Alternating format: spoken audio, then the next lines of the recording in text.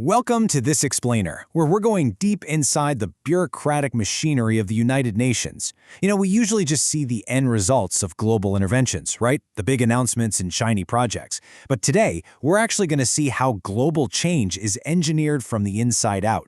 Let's dive right in.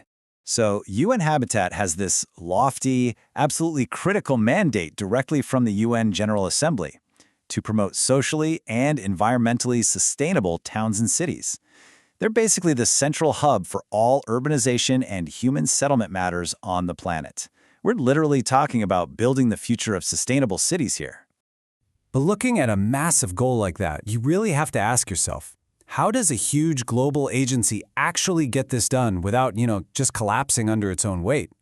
Behind the flashy global summits and the grand declarations, who's actually making sure the administrative gears keep turning without totally grinding to a halt?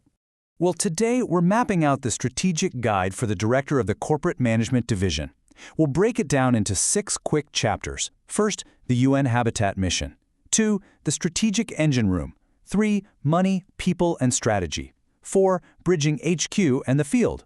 5, Risk, Tech, and Capacity. And 6, Building One UN Habitat. Let's get to it. Chapter 1, the UN Habitat Mission, going beyond the mandate. We have to establish the sheer operational reality of what UN Habitat is trying to pull off here. They operate out of their headquarters in Nairobi, but their reach extends across regional and country offices all over the globe, solving the world's most complex urbanization challenges. This isn't just some policy challenge, it's a mind-boggling logistical puzzle. You've got wildly diverse operating environments, totally different levels of infrastructure, and local laws that change at every border, all trying to function under one unified UN umbrella. Chapter 2, the Strategic Engine Room, featuring the D1 Director as the custodian. To execute a global mandate like this, you need a serious engine room, right? And at UN Habitat, that's the Corporate Management Division. Sitting at the helm is the D1 Director. Now notice how they aren't just some background administrator crunching numbers. They are the ultimate custodian of institutional effectiveness and the key driver of business transformation. It's their job to make sure corporate policies actually work coherently everywhere, from the Nairobi HQ to the absolute most remote field office out there. The scope of this job is honestly staggeringly broad. It's broken down into 5 core domains: overall management and strategic planning, human resources, finance and budget management, operational support, and UN system leadership and reform. We're talking about everything from balancing complex budgets to holding the line on field support and even stepping in for the executive director on high-level UN committees. It's the whole shebang. So how do you manage that level of complexity without totally losing your mind? Well, the director uses a rigorous 10-part analytical blueprint for literally every operational task. Every single policy is run through this matrix. They're constantly asking, okay, what's the rationale? Does it actually align with our strategic plan? How is it going to roll out in practice? Who are the stakeholders? And what are the resources and risks? They track everything down to monitoring, tech needs, staff capacity, and long-term impact. Absolutely nothing is left to chance here.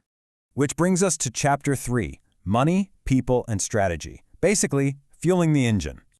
Look, you can't execute a global strategy without resources. So the director effectively holds the purse strings. They serve as secretary of the budget committee and oversee the budgets for massive flagship projects like the World Urban Forum. But it's not just about the money, it's about the people.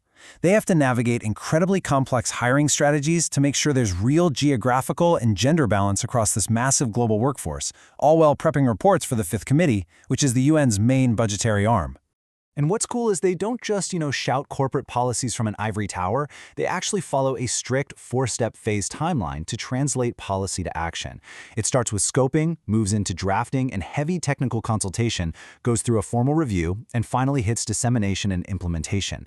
Why go through all that? Because a new administrative rule is completely useless if it doesn't actually help the staff on the ground who are trying to solve real-world problems. Chapter 4, Bridging HQ and the Field. This is the distributed challenge. This might be one of the most fascinating challenges of the job, managing a massively decentralized organization without letting it fracture into a dozen different ways of working. The director has to constantly bridge this huge gap between the centralized corporate strategy in Nairobi and the highly variable and, let's be real, often under-resourced, institutional realities of regional and field offices worldwide. If practices diverge too much between the two, efficiency and accountability just completely break down. Plus, UN Habitat doesn't even do all of this alone. They rely heavily on crucial third-party providers, especially the United Nations office at Nairobi, or UNINON. The director has to aggressively negotiate with them to make sure UN Habitat's specific operational needs are actually met. And at the exact same time, they're reporting to top-level UN oversight bodies handling administration and economic coordination like the ACABQ and ECOSOC. It is a massive, high-stakes diplomatic balancing act. Chapter 5. Risk, Tech, and Capacity. Defending the organization. In a global operation of this scale, existential threats are literally everywhere. The operational risks they face are massive. We're talking about diverging stakeholder positions, poor data quality and integrity, which, by the way, can quickly lead to terrible policy decisions, and severe reputational damage if HQ is perceived as biased. And of course, you've got the ever-present modern nightmares of cybersecurity and operational disruptions.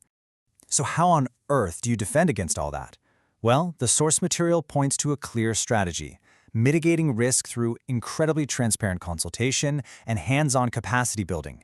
You have to make sure that all offices, no matter how remote, are actually equipped to handle these corporate demands. It's all about building resilience directly into the workforce itself. Let's look at how this plays out in their 12-month tech deployment strategy. They roll out tech in modular investments and pilot testing for the first 6 months. But look at months 7 through 9, low bandwidth contingency checks. That is so critical. They explicitly design digital tools to function even in field offices with terrible internet connectivity. Actually, scratch that. It's not just a nice to have. A shiny new app that won't load in a rural field office isn't just an IT failure for them, it's a massive operational risk. Finally, Chapter 6. Building One UN Habitat. The ultimate impact.